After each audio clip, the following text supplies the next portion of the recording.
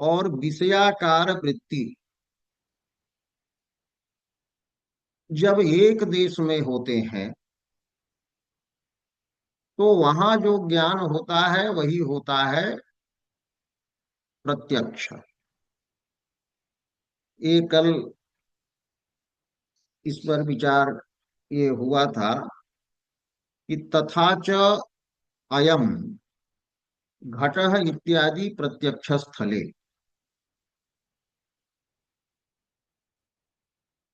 घटादे है और तदाकार वृत्ते है। घटादि का, विषय का और तदाकार वृत्ति के एक देश में होने के चलते वहां पर घटाकार वृत्ति से अवच्छिन्न जो चैतन्य है और घट रूप विषयावच्छिन्न जो चैतन्य है, वो दोनों चैतन्य एक मान लिए जाते हैं।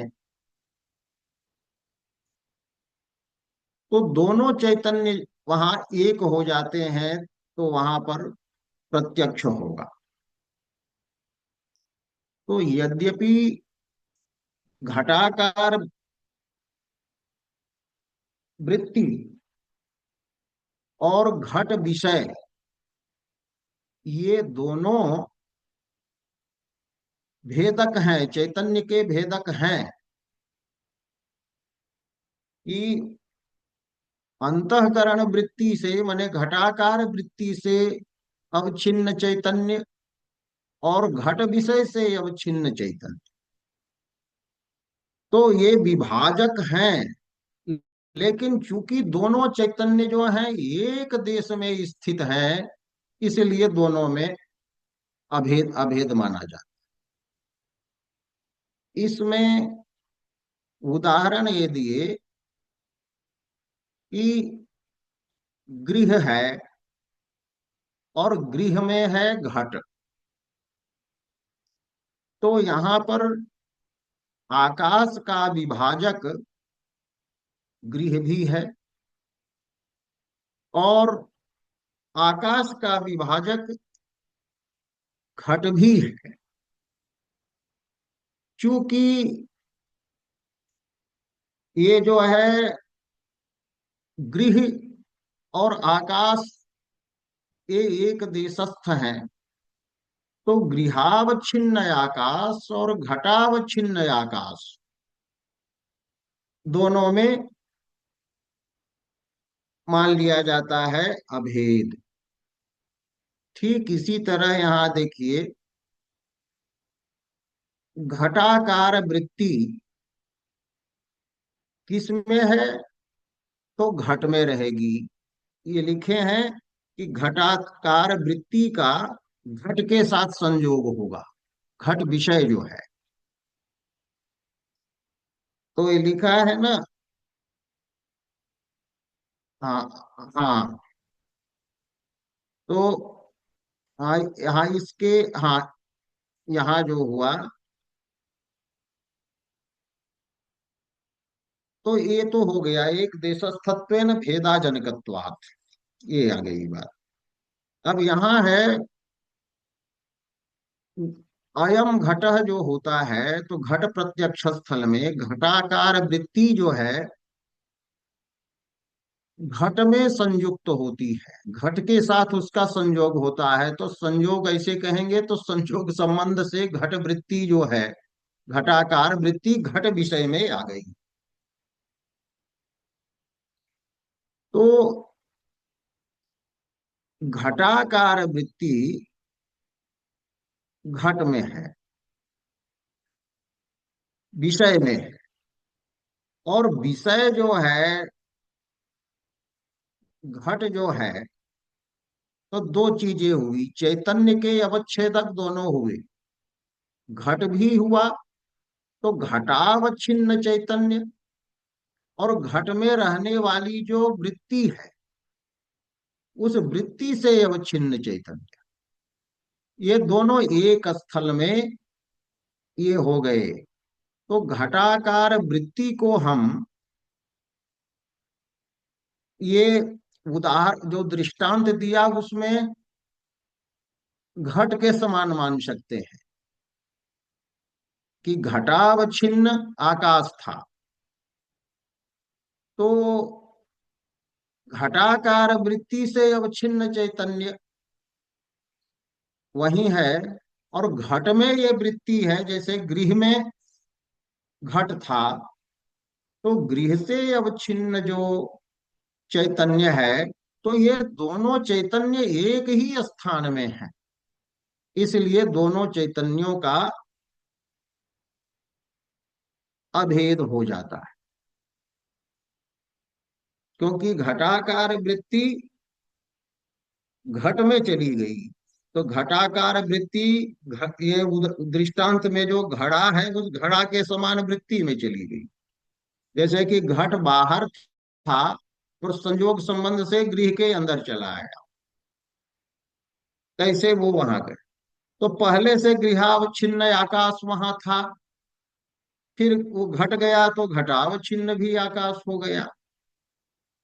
ठीक इसी प्रकार से विषय पहले था घट वहां पर, तो विषयावच्छिन्न चैतन्य था ही। अब घटाकार वृत्ति भी वहां पहुंच गई घट में, तो घटाकार वृत्ति से भी अवच्छिन्न हो गया वो चैतन्य। तो गुरु जी, दोनों चैत मठस्थानी घट हो गया गुरु जी। हाँ मठस्थानी हाँ घट हो हाँ गया हाँ गुरु हाँ जी। हाँ हाँ, बस बस हाँ। और मठ जी। मठस्थानी घट हो गया, और घटस्थानी हो गया गई वृत्ति, घटाकार वृत्ति हो गई। तो ऐसा होने पर यही दोनों चैतन्यों का अभेद जो है, यही घटक ज्ञान में प्रत्यक्षत्व का प्रयोजक है। तो ये तो बाह्य प्रत्यक्ष के विषय में बताए। अब देखिए कि जैसे होता है सुख का प्रत्यक्ष, कि अहम सुखी, तो यहाँ पर सुख विषय है, तो सुख रूपी विषय जो है वह अंतःकरण में है। अंतःकरण में सुख दुख रूपी भी विषय रहते हैं। तो ये सुखावच्छिन्न चैतन्य है। अंतःकरण के में माने अंतःकरण में सुख है, तो सुख जब विषय है, तो उस सुख से भी अवच्छिन्न चैतन्य वहां। और सुख जब विषय है, तो वहां पर सुखाकार वृत्ति भी उत्पन्न होगी, सुखाकार अंतःकरण की वृत्ति भी होगी। तो सुखाकार वृत्ति से अवच्छिन्न चैतन्य और सुख रूप विषय से अवच्छिन्न चैतन्य जो हुआ, वह नियमतः निश्चित रूप से वो एक देशस्थ ही होगा, एक देशस्थ ही अंतःकरणस्थ ही दोनों हो गया। तो सुखी ये जो ज्ञान होता है, ये ज्ञान प्रत्यक्ष ही होगा, कभी भी परोक्ष नहीं होगा। इसी को कहा है रसगंगाधर में कि अंतःकरण धर्माणाम साक्षी भाष्यत्वाभ्युपगते। साक्षी के द्वारा, भाष्य माने अंतःकरण धर्म है वो, उनका प्रत्यक्ष ही होता है। तो इसी को आगे बताया इन्होंने कि सुखाद्य अवच्छिन्न चैतन्य, सुख आदि से अवच्छिन्न जो चैतन्य है, सुख रूप विषय से अवच्छिन्न चैतन्य है, और तदवृत्ति से माने सुख की वृत्ति से, सुखाकार वृत्ति से, तत्शब्द से सुख लेंगे तो उससे अवच्छिन्न चैतन्यता नियमतः एक देश स्थित जो दो उपाधियां हैं। एक देश में स्थित एक उपाधि है सुख रूप विषय, और सुखाकार वृत्ति भी एक उपाधि है। तो इन दोनों से अवच्छिन्न होने के कारण नियमतः यह है कि अहम सुखी इत्यादि ज्ञान जो है, उस ज्ञान का प्रत्यक्षत्व होगा। तो भले मन इंद्रिय न हो,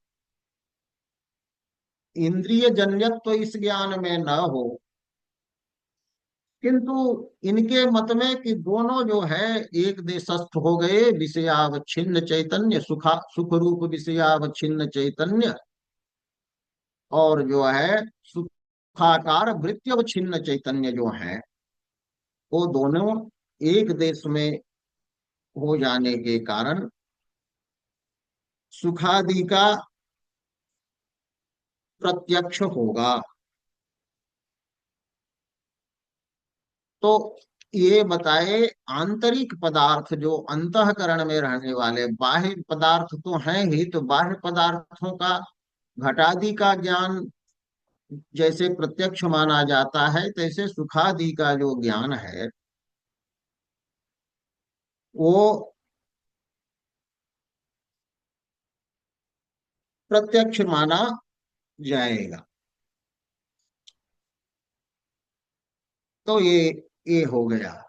अब इसके आगे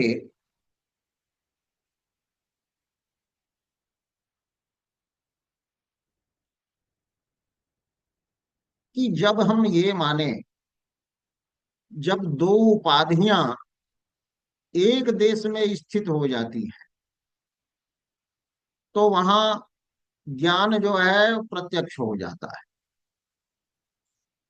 तो विषय रूप उपाधि और वृत्ति रूप उपाधि जब एक देशस्थ होते हैं तो प्रत्यक्ष होता है।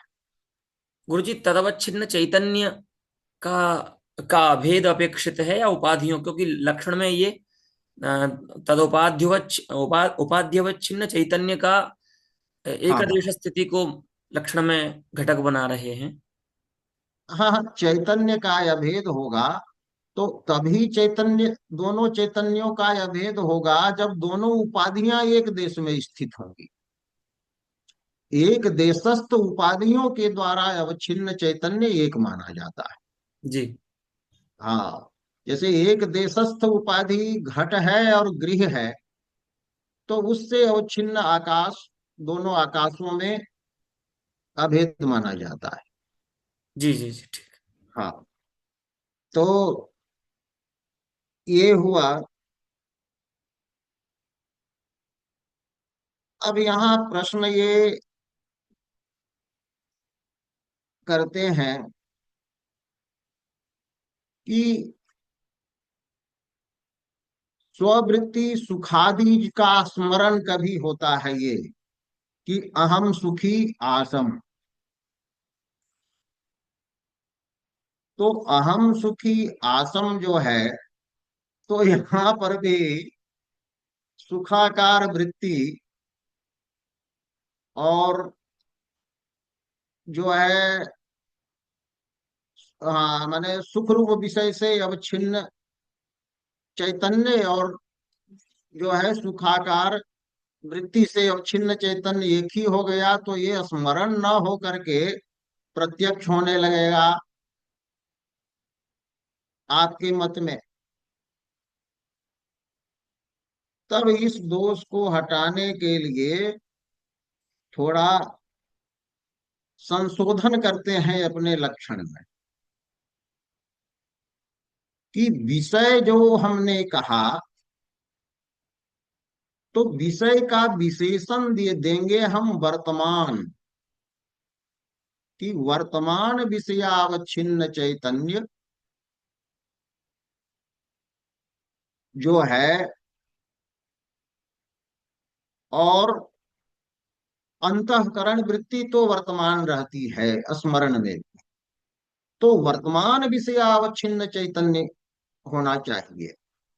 और स्मरण में क्या होता है कि सुख रूप विषय वहां वर्तमान नहीं होता है, वो अतीत रहता है। कि अभी दुख में जी रहे हैं, पहले सुख था। तो सुख सुख सुखाकार वृत्ति तो है, लेकिन सुख विषय वहां पर नहीं होता है। तो यही शंका और समाधान करके ये उत्तर देते हैं कि तत्र स्मर्यमान सुखस्य अतीतत्वेन, स्मृति का विषय जो सुख है वो तो अतीत हो गया। तो स्मृति रूपांत करण वृत्ते वर्तमानत्वेन, स्मृति रूप अंतःकरण की वर्तमान होने पर वहां दोनों उपाधियों का काल भिन्न है। क्योंकि सुखाकार अंतःकरण वृत्ति तो वर्तमान है, लेकिन सुख रूप जो विषय है, वो विषय जो है अतीत हो चुका है। तो यही कहते हैं तत्र उपाध्यो, उपाध्यो माने सुख रूप विषयस्य और सुखाकार वृत्तेश्च भिन्न कालीनतया, भिन्न काल वाला होने के कारण तदवच्छिन्न चैतन्ययोः भेदात, तदवच्छिन्न चैतन्य जो है उस चैतन्य का भेद वहां हो जाता है, या भेद नहीं होता। तो उपाध्यो एक देश सत्वे सति एक कालीनत्वस्य एव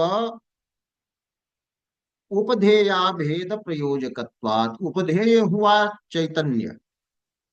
तो उपधेय चैतन्य जो है, तो उपधेय चैतन्यों में भेद तभी होगा जब दोनों उपाधियां, विषय और वृत्तियां एक देश में स्थित हों और एक कालिक हों, तभी दोनों चैतन्यों का भेद होगा। और यहाँ पर तो कि अहम सुखी आसम, यहाँ पर सुख नहीं है, वहां पर विषय अतीत है। तो इसलिए स्मृति में प्रत्यक्ष का लक्षण माने प्रत्यक्षत्व उसमें अतिव्याप्त नहीं होगा, ये इन्होंने बताया।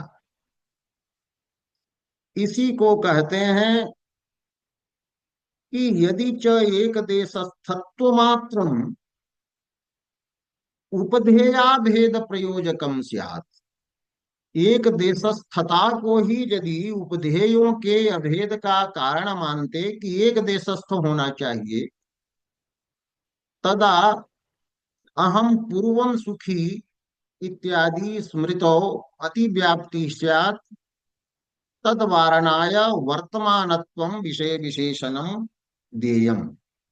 तो वर्तमान विषयावच्छिन्न चैतन्य, और वृत्ति तो वर्तमान रहेगी ही, तो उसमें वर्तमान विशेषण देने की जरूरत नहीं है, क्योंकि वो वृत्ति होगी तभी होगा ज्ञान। तो वर्तमान विषयावच्छिन्न चैतन्य और वृत्त्यवच्छिन्न चैतन्य का एक देशस्थत्व है, एक देश में होना जो है, वही दोनों चैतन्यों के अभेद का कारण ये होता है। तो आगे देख ले, वो केवल देखने में पंक्ति है बड़ी, लेकिन है उसमें इतना नहीं है। तो इसको, हाँ, पहले शंका पक्ष किया कि अंतःकरण में धर्म होता है, अधर्म होता है। तब तो धर्माकार वृत्ति होगी। तो धर्म रूप विषयावच्छिन्न चैतन्य और धर्माकार वृत्ति अवच्छिन्न चैतन्य दोनों में अभेद हो जाएगा, तो धर्म का भी प्रत्यक्ष होने लगेगा। तो धर्म का प्रत्यक्ष नहीं मानते हैं, वो अनुमान से धर्म जाना जाता है। तब ये कहे ननु एवं अपि स्वकीय धर्माधर्मो, अपना जो धर्म अधर्म है, हम में जो धर्म है और अधर्म है, उसका भी प्रत्यक्ष होने लगेगा। कि धर्म का हम प्रत्यक्ष करने लगेंगे अधर्म के, तो वर्तमानो यदा शब्दादिना ज्ञायते, शब्द आदि के द्वारा यदि वो ज्ञापित होते हैं, तो तादृश, हाँ ये बताए, तादृश शाब्द ज्ञान आदौ अति व्याप्ति ही, शाब्द ज्ञान में व्याप्ति होगी। क्योंकि तत्र धर्माद्यवच्छिन्न तदवृत्त्यवच्छिन्न चैतन्योः एकत्वात्, क्योंकि वहां दोनों का एकत्व होगा। तो इस पर उन्होंने कहा ऐसा नहीं कहिएगा, वो आगे कह करके बस ये पैराग्राफ खत्म हो जाएगा, छोड़ देंगे। गुरु जी प्रश्न प्रश्न समझ कम आया गुरु जी, पूरा नहीं आया गुरु जी। प्रश्न गुरु जी अभी वाला ये।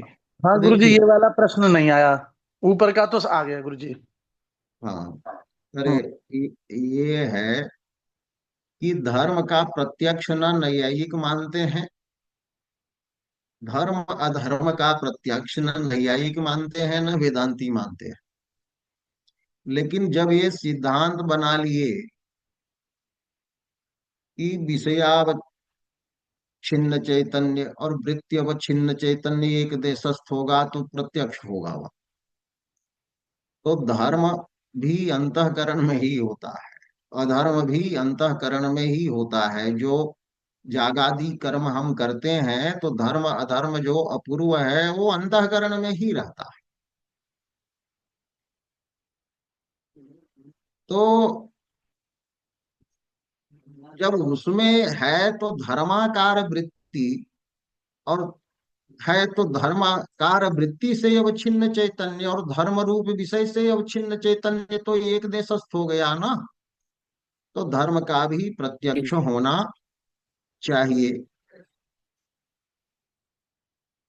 और शब्द, धर्म या धर्म का ज्ञान शब्द के द्वारा होता है, शब्द प्रमाण के द्वारा ये होता है।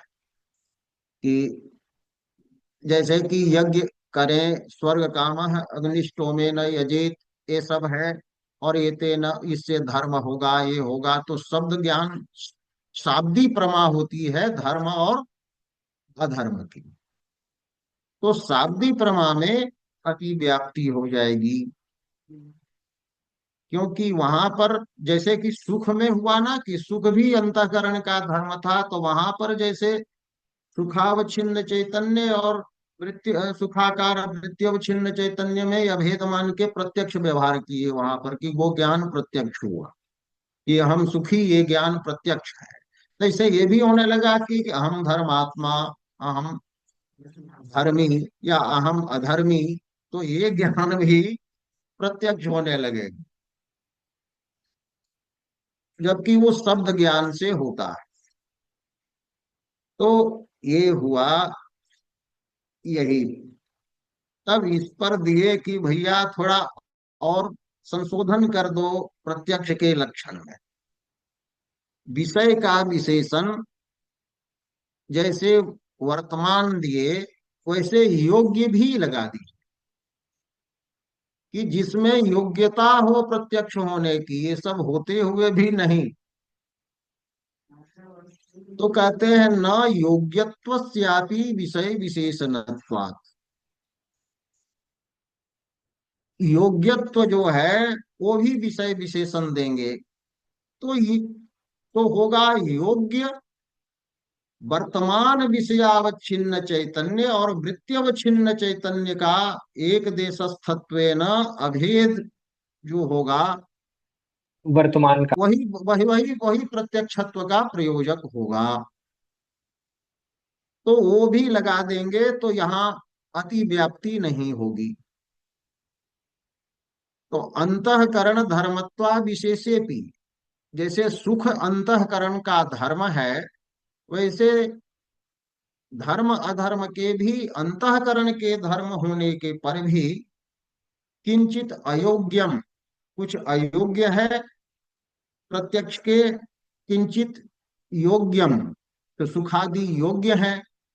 इत्यत्र फल बल कल्प्य, फल के बल से कल्पनीय कि किसी धर्म का मतलब धर्म का प्रत्यक्ष नहीं होता है और सुख का प्रत्यक्ष होता है, ये फल है। उससे कल्पनीय स्वभाव एवं शरणम, की स्वभाव ही है कि धर्म प्रत्यक्ष नहीं होगा, अधर्म प्रत्यक्ष नहीं होगा, तो स्वभाव है। ये स्वभाव मानना पड़ेगा, योग्यता माननी पड़ेगी नैयायिकों को भी, क्योंकि न्याय के मत में धर्म अधर्म आत्मा के धर्म है। तो आत्म धर्म जो सुखादि है उसका मानस प्रत्यक्ष वो मानते हैं, मन को इंद्रिय मानते हैं। तो मन से सुख का प्रत्यक्ष वो तो मानते हैं आत्मा में, लेकिन धर्म अधर्म का प्रत्यक्ष वो नहीं मानते हैं, क्योंकि आत्म मन संजोग रूप कारण होते हुए भी प्रत्यक्ष योग्यता धर्म अधर्म में नहीं है, ये नैयायिक भी स्वीकार करते हैं। तो ये हुआ, अन्यथा ये नहीं मानेंगे योग्यता, तो न्याय मते भी तो होगा कि ये न्याय मतेपि आत्मधर्मत्वा विशेषात, वेदांत में तो आत्मा में कोई धर्म है ही नहीं, वो तो अंतःकरण के धर्म माने जाते हैं, सुख दुख और धर्म अधर्म, और इनके मत में आत्मधर्म। तो वही कहे सुखादिवत धर्मा देहेपि प्रत्यक्षत्वापत्ति ही दुर्वारा, सुखादि के समान धर्मादि भी प्रत्यक्ष होने लगी। तो अब विषय का विशेषण योग्य भी जुट गया। तो योग्य योग्य, वर्तमान। हाँ, योग्य वर्तमान, वर्तमान विषयावच्छिन्न चैतन्यस्य और वृत्त्यवच्छिन्न चैतन्यस्य च एक देशस्थत्वेन, और फिर है, हाँ, अब समान कालिक नहीं लगाना है, हाँ, एक देशस्थत्वेन यत्र अभेदः तस्सः अभेदः एव ज्ञाने प्रत्यक्षत्वस्य प्रयोजकः। तो ये प्रत्यक्षत्व का वही जो है सो प्रयोजक होगा। अच्छा, एक ये जो है रसगंगाधर में बताया है, अगला पैराग्राफ है, तो रसगंगाधर में बताया है कि वेदांती लोग कहते हैं कि तत्त्वमसी वाक्य से जन्य जो दोनों चैतन्यों का अभेद बोध जो है, उस अभेद बोध को वो मानते हैं शाब्द भी और प्रत्यक्ष भी मानते हैं वेदांती के मत में। माने एक ही ज्ञान में शाब्दत्व और प्रत्यक्षत्व का विरोध वेदांती के मत में नहीं है। उसी प्रकार उन्होंने कहा कि काव्यजन्य जो धी है, रस रस जो है, आस्वाद है, वो शब्दजन्यत्वात् शाब्दी है, और प्रत्यक्ष अनुभव विषयत्वात् वो ये जो है अनुभव रूप बने, प्रत्यक्षता भी उसमें, तत्वम वाक्यज बुद्धिवत, ये पंक्ति कहा है उन्होंने। तो वही सिद्धांत का यहाँ पर जो है आगे वाले पैराग्राफ में ये करते हैं। समय भी आगे आ बढ़ रहा है, आप लोगों का भी काम करना पड़ेगा, कहीं होगा। तो वही तो बताया कि